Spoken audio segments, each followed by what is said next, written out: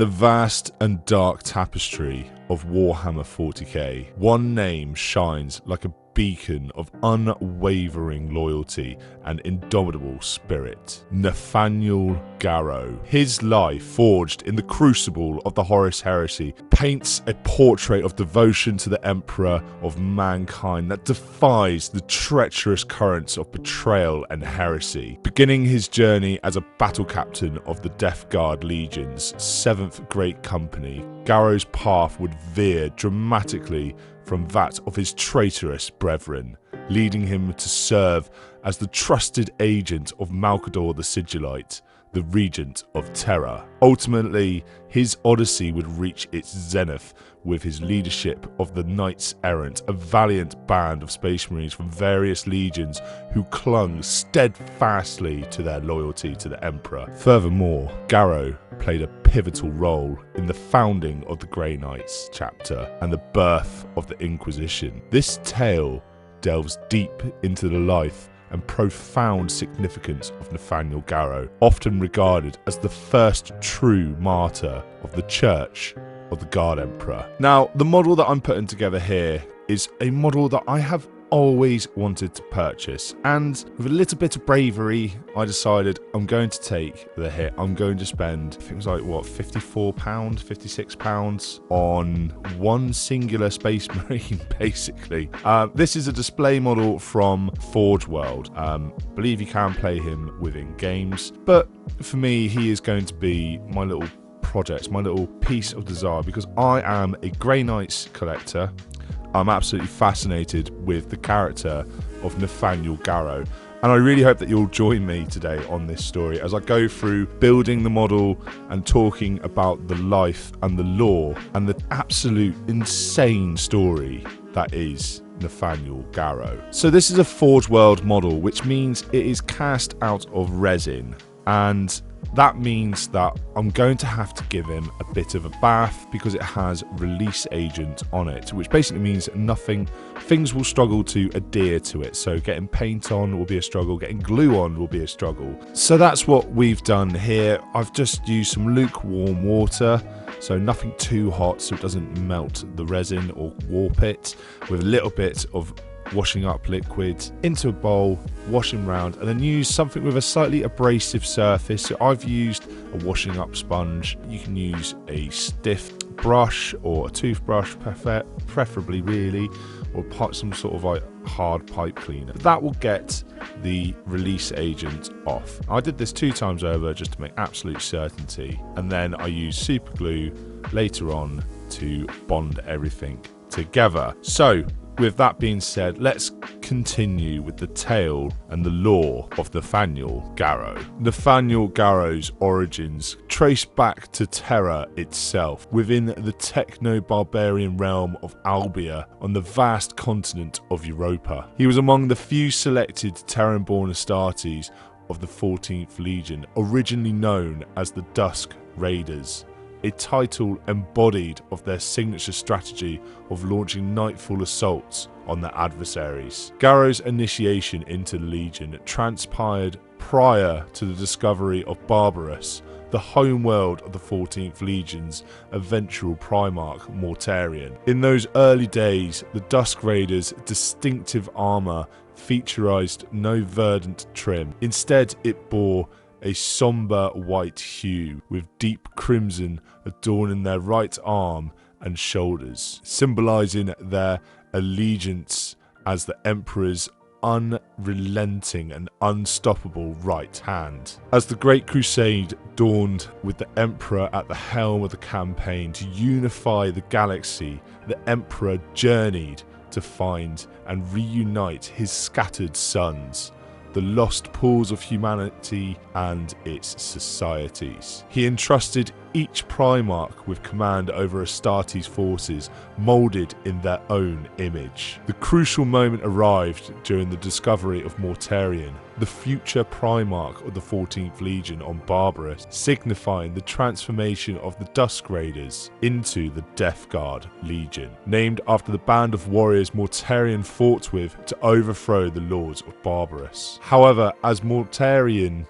ascended to the mantle of Primarch, the ranks of Terran-born Astartes within the Legion began to dwindle, progressively supplanted and resupplied by recruits from Barbarous. Garo bore witness to his Terran brethren vanishing, taking with them the cherished traditions of the Dusk Raiders that he held dear to his heart. His unwavering dedication to these traditions, coupled with his high-handed leadership style and his refusal to embrace the burgeoning warrior lodges, erected an unbridgeable chasm between him and the barbarous-born captains, leading Garo to mention to another captain, Temeter of the 4th Company, that he did have affection for.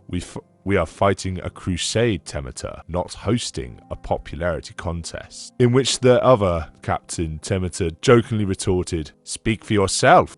I myself am found to be quite popular, Garo." But all this eventually earned Garo the moniker of Straight Arrow Garo. Further fueling the chasm between the Death Guard and Garo was the Legion's distinctive command structure. Unlike most other legions, the Death Guard strictly adhered to the tradition of confining themselves to 7 great companies, each dwarfing comparable cohorts from other legions in terms of size. Moreover, they assigned distinctive titles to the leaders of the 2nd and the 7th Great Company, a practice that was bestowed upon Garo the honour of Battle Captain as the captain of the 7th Company, and Grugor Commander, a title whose origins could be traced back to the Wars of Unification and one personally bestowed upon the Legion by the Emperor himself. And as you will come to learn later in this tale, Grugor is the captain of the 2nd Company, and he is very close with Typhus at this point. Garo's truth begins to become unravelled at the scouring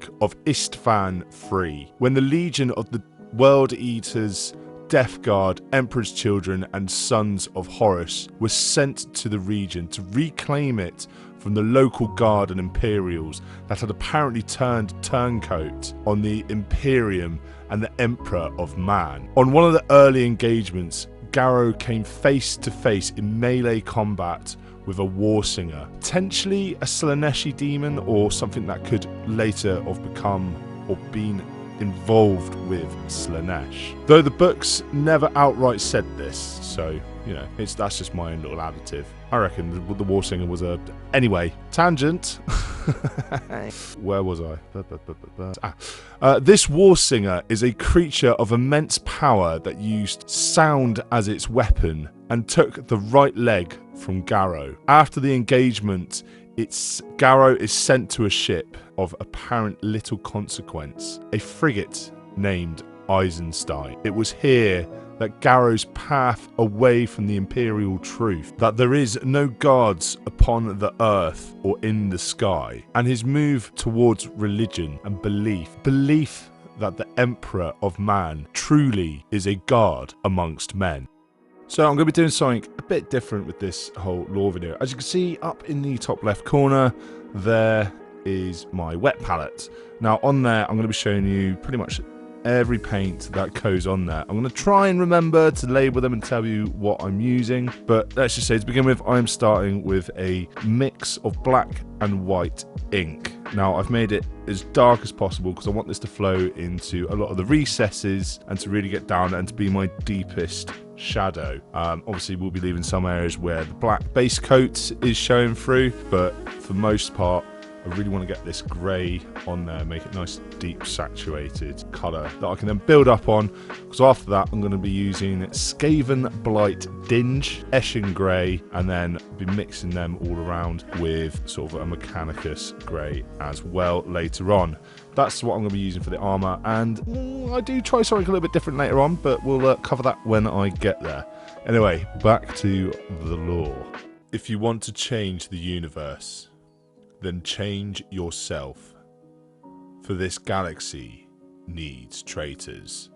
Upon entering the Eisenstein, Garo was aware that Grugor was aboard with a band of his Astartes. They were here for one reason: to keep Garo and his men in check, to make sure he wouldn't stray from his orders or stray from his legion, and would join him with countless others and Mortarian in treason. And if he didn't, his life would be forfeit. Betrayal and revelation unfolds as Nathaniel's journey takes a harrowing and monumental turn. A ship was noticed upon the sensors while Garo was on the Eisenstein's bridge, being followed by smaller ships. It was a Thunderhawk, and the smaller ships appeared to be firing upon it. An order was sent out from the Vox from the first captain of the Emperor's children, demanding that the Thunderhawk be destroyed. This was a direct order, but Garo recognized the Thunderhawk. Garo's resolute decision to defy a direct order, as when Garo voxed the Thunderhawk and he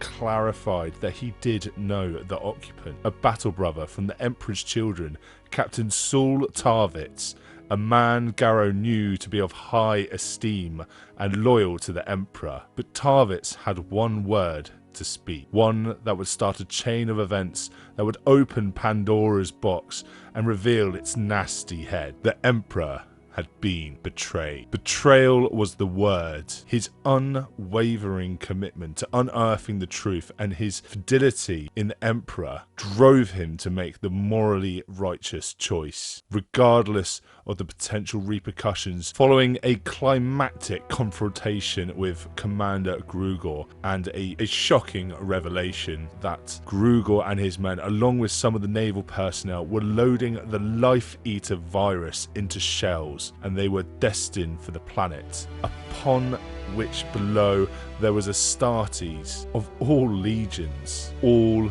loyal to the Emperor. Garo finds himself teetering on the precipice of treachery and loyalty. The stakes soar to unimaginable heights, and the fate of not just his own legion, but the entire Imperium dangles in the balance. So something I wanted to get out of painting this model was to put my absolute best effort in. I spent a lot of my time painting these dioramas and painting multiple models, and I've got to sort of speed paint them a little bit to try and sort of get the videos together quickly. I know I've had a bit of a break recently. There's been personal issues. I've just sort of had to.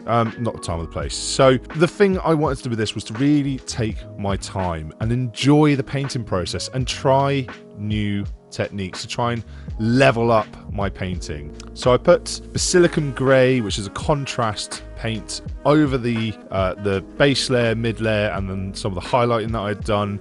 Hadn't quite finished with the highlighting before. I'll put this on now to sort of blend those layers together, as I've seen other YouTubers doing, and I didn't enjoy the results of this. I'm not saying other YouTubers are wrong. I'm just saying I'm going to need to practice this more, which is good to know. That means I've got something to aspire to in the future. I now know where my limitations are by trying my best effort. So what you'll see after this is me trying to recover the level of painting that I'd already done, and I did like the overall results in the end, but I didn't like how this layer comes together. I felt like I didn't blend it together properly. It just reverted it all back to one colour of grey with a little bit of highlighting on there. So, lesson learned. I now know that that is something I need to look into, and I need to sort of practice more. And maybe that's something that you might need to do within your own skill sets. You know, just something that you have tried others, you know, seen others do, and you've tried it and you've not quite got there, so you're thinking to yourself, all right, I'm not trying that again. Try it again. I promise you, you will get better. Over time, these things will work out.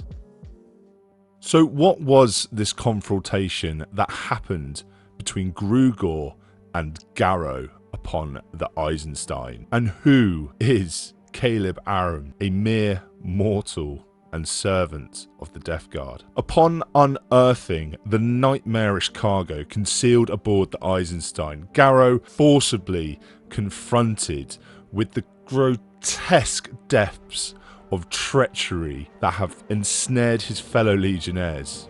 And on the gun decks of the Eisenstein, where Grugor found himself with discovery, as Garo and his Astartes, still loyal, confronted and engaged into a battle for control of the ship and control of its cargo. A heroic sacrifice in this dire crucible of adversary. Garo's loyal housecarl, Caleb Arab, a once aspirant of the 14th, who failed to become a battle brother and Astartes of the Death Guard, now served Garo for many years as his emissary, as his servant, as his friend. Caleb emerges as an unsung hero. Aram's swift thinking and resolute action not only saved Garo's life, but also stalled launch of the virus bombs. Caleb's sacrifice stands as a testament to the unswavering loyalty that coursed through his veins and the veins of loyal Death Guard, even among mere mortals, as when a stray bullet hit one of the virus orbs and it began to leak into the gun bay of the ship, Caleb knew that Garo still had his part to play. Only the Emperor knew as much, and Caleb had been shown this via prayers. So he closed the emergency bulkheads and exposed the traitors and himself to the virus and the vacuum of space. Garo was saddened at the loss of his friend, as the Life-Eater virus cannot survive in zero atmosphere. The poignant loss of Caleb serves to underscore the gravity of the situation. Lives hung precariously in the balance. Garo, now realizing seditious proclamations from the lodges, and Grugor now cements the catastrophic scenario. The traitors now perceive the Emperor as having abandoned them, and they have undertaken their course of actions solely at the behest of Horus and Mortarian. All loyal forces upon Istvan III had been virus bombed. This is exterminatus in its finite, as the Life-Eater virus dissolves every living matter that it touches, leaving piles of pungent organisms and vaporous gas, which is then ignited, turning the surface of the planet into a firestorm and devastating its atmosphere. This was the fate of all the loyalist legionnaires upon the planet. This has happened to Garo's friends. In the face of this staggering betrayal, Garo's unwavering loyalty to the Emperor blazes even more. Seizing the opportunity, Nathaniel Garro's unbroken loyalty to the Emperor and his unrelenting quest to now expose the truth and to escape to Terra, to inform the Emperor himself. So Garo and his loyal Death Guard brethren, 70 of them which remained, to recognise the pivotal role they must now play in this impending cataclysm. They stand as the last bastion of loyalty within their legion, a luminous beacon of hope to the Imperium. The ship's escape efforts must not be impeded, and they cannot unveil their information that they know of the treachery festering within the ranks of the traitor legions. And so the 70 Astartes took out their folds of paper and they made their oath of the moment. Amidst the maelstrom of treachery and betrayal that was now grappling with the Imperium, Garo remained as always a bulwark of loyalty to the Emperor. Even as Horus, Angron, Mortarian and Fulgrim all succumbed to the seductive whispers of chaos, turning their backs on their oaths and plotting to overthrow the Emperor, Garo remained unwavering. He rose to lead this 70, a small but fiercely loyal cadre, bearing with them the dire tidings of Horus's betrayal and en route to Terra. As the ship fled through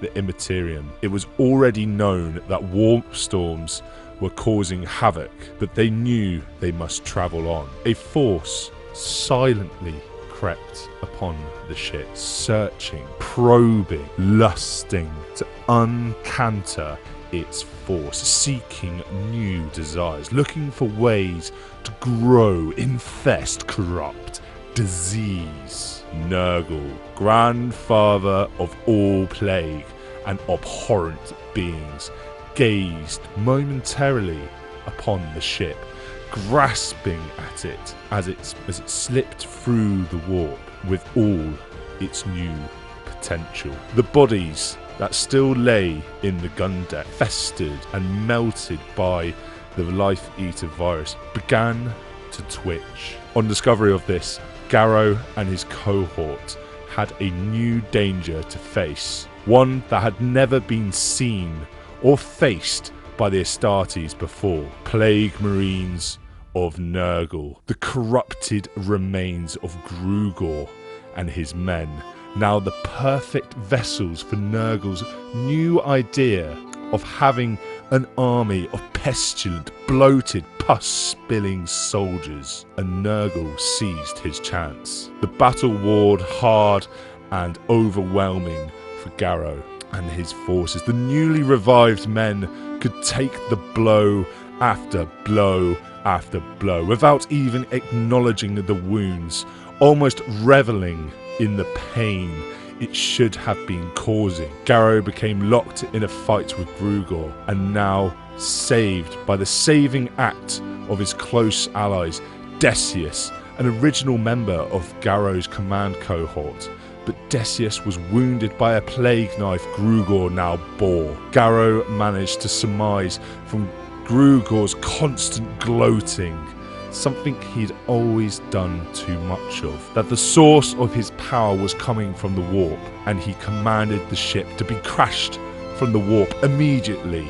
This isn't something that should ever be done, and only in extreme circumstances should they attempt it, but they did. As they crashed from the warp, wisps of fog raised from the Plague Marines, and they fell silent once more. They had come to a stop in the void of space. Astropath that guided the ship through the warp was killed from the sudden disconnect from it, and they had no way of getting the ship home. The message of betrayal now floated aimlessly through nothingness, destined to be a shout of warning never to be heard. Had a tree fallen in the forest with no one around to hear?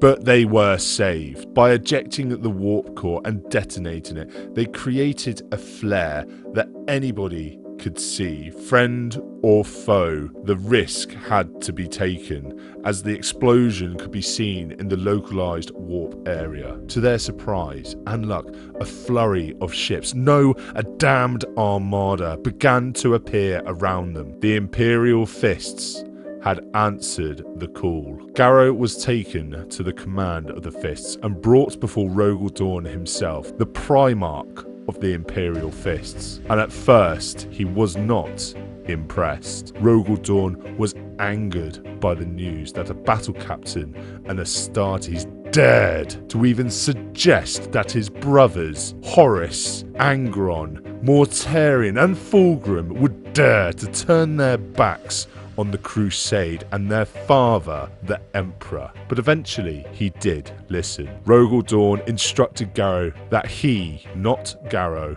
would bring the message to the Emperor, relieving Garo and his 70 of their oaths, and he brought them to Luna, while he travelled on to complete Garo's mission, ashamed and frustrated that he wouldn't be able to deliver the message himself. But he did understand. But the Emperor still wasn't done yet with Garo. Eventually, Garo would travel on to Terra. A time had passed and they had spent a long amount of it on Luna. When Garo arrived on Terra, he was entrusted with a critical mission by none other than Malcador the Sigillite. His task was to assemble other loyalist Astartes from across the legions, both those that had stayed true and those that had strayed but now repented, all whom would bear the heraldry of the Sigillite. These Knights Errant would ultimately become the nucleus and the start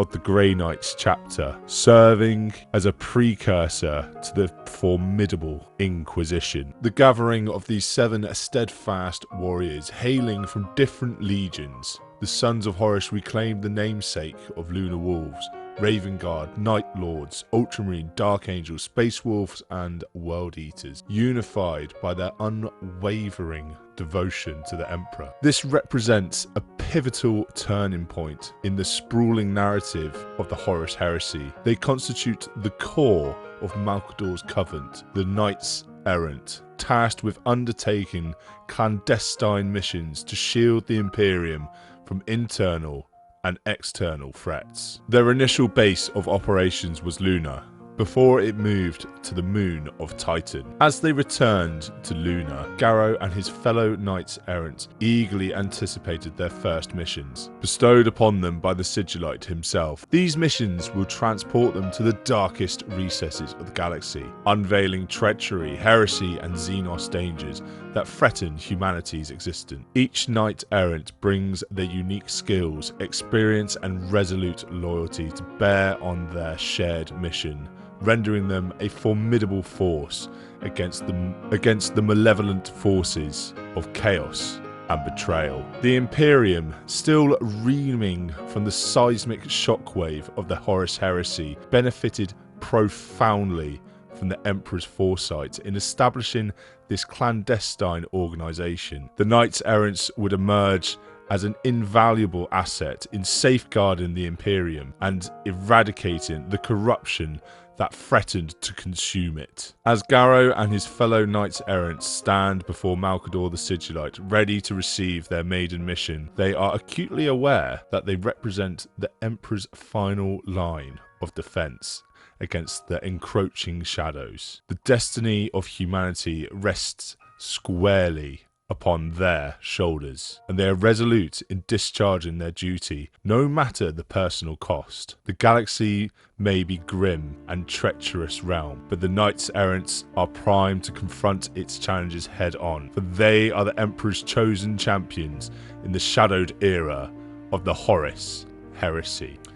In the tumultuous epoch of the Horus Heresy, Nathaniel Garro has been emerging as a symbol of unyielding determination within the Imperium. His journey from loyal Death Guard Space Marine to the Knight Errant, guardian of humanity, seeker of truth, serves as a testament to his indomitable spirit as one of the Emperor's chosen warriors. Garo's quest to locate Euphrates Keeler, someone he had met upon the Eisenstein. She was heralded as some sort of saint of the Emperor, and she had even helped Garo to his own enlightenment, and now led him on a perilous path fraught with danger and intrigue, unveiling secrets that shook the very foundations of the Imperium. The revelation that the Emperor himself had sanctioned the enigmatic project on Titan of the Knights Errant, intended to combat the ever-looming spectre of chaos, unveiled the desperate measures taken to secure humanity's survival.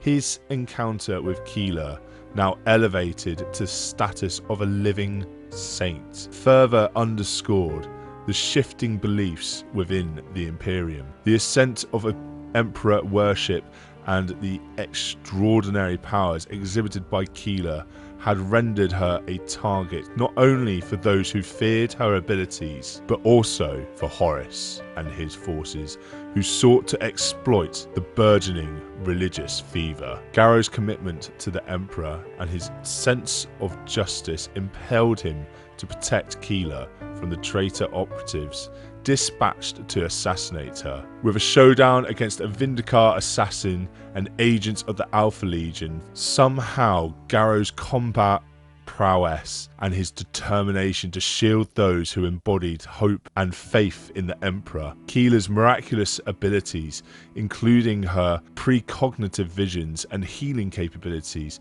providing glimpses into the future where chaos loomed menacingly. Her visions often fleeting, glimpses of a turbulent future where chaos threatened to engulf all of humanity. When Garo delivered Keeler into the custody of Malcador the Sigillite, it marked a moment of both relief and uncertainty. Malcador's guardianship would hopefully shield her from further assassination attempt, yet Garo couldn't help but wonder when the time would come for his hand to intervene, as Keeler had foreseen. As the siege of terror loomed on the horizon, Garo and the Knights Errant encountered ever more harrowing trials, demonic incursions and assaults by chaos cultists tested their mettle. The resurgence of the Lord of Flies, a Nergulite demon, invoked memories of past conflicts and claimed the life of a former World Eater, now Knight Errant, Mesa Varant. Garo's resolve to defend the Imperial Palace demonstrated his dedication to the cause. Despite his lack of physical abilities, Garo had become an emblem of resilience and honour, qualities that would serve him well in the impending siege. While some of the Knights Errant were chosen to become the progenitors of the Grey Knights, Garo's path diverged. His thirst for retribution against Horus and his traitor kin impelled him to persist the battle within the Siege of Terror, beholden to no master but his own sense of duty and justice. The ultimate fate of Nathaniel Garro in the aftermath of the Horus heresy remains obscured in a fog of mystery and contradictory accounts. But in the tale of Knights of Grey, he faced down the legion of Plague Marines, once his kin, the Plague Bearers and infected followers of Nurgle that marched beside them, and called out the Lord of Death himself, Mortarian, bargained with and implored Garo to return to his side, drink from the cups as he once did, before ingesting the toxin, but he didn't. He tossed the cup aside. The following battle was fierce and brutal. In the moment Garo needed strength most, and Keeler looked upon him from afar as Mortarian was about to strike a killing blow. Something strange happened to Garo. He felt calm, as if the presence of the Guard Emperor and his strength was given to him. As the Death Lord proclaimed to make Garo force him even to become the next Lord of Flies and give in and return to his legion like so many of his kin before him. But the gaze of Keeler that fell upon him gave him the strength and power of the Emperor and a force field that protected him. The insects curled and died as if fried by the very air the Emperor had heard his last prayer. Garo would muster the last of his strength and thrust Libertas, his sword, into the face of Mortarian, his gene sire, a man he once trembled before and craved the respect and admiration of. He'd slip away into the annals of time as Nathaniel Garro, battle captain of the 7th Company of the 14th Legion, hand of the Sigillite and Knight Errant, devout follower of the Guard Emperor of Man, and now a martyr. Mortarian made his killing blow,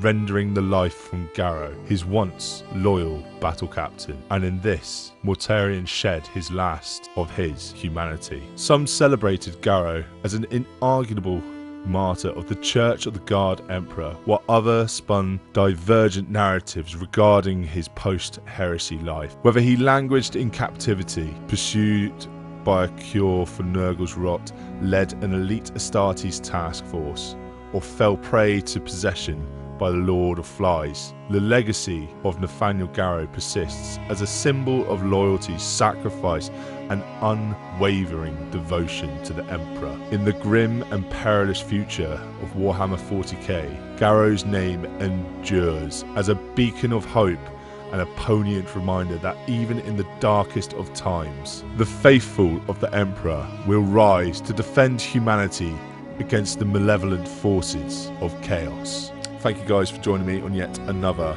hobby adventure. If you've enjoyed this, please consider a like, subscribe, leave a little comment down below, let me know how I've done. I've tried something a bit different with this video as well. I left a lot of breaks for where I could try and talk about what sort of techniques I'm doing with painting, but honestly, I'm not the best painter in the world. I just enjoy making dioramas, and I love the lore, which I tried to share to all of you, and I tried to do that through my dioramas. So I don't really talk about how I do my painting because I feel like there is a lot better painters out than me out there, so probably better off listening to them. But if you've enjoyed my attempts sharing some of my techniques, let me know, and I'll try fit them in where I can in the future. Anyway guys, hope you have a good one, and I hope to see you in the next one.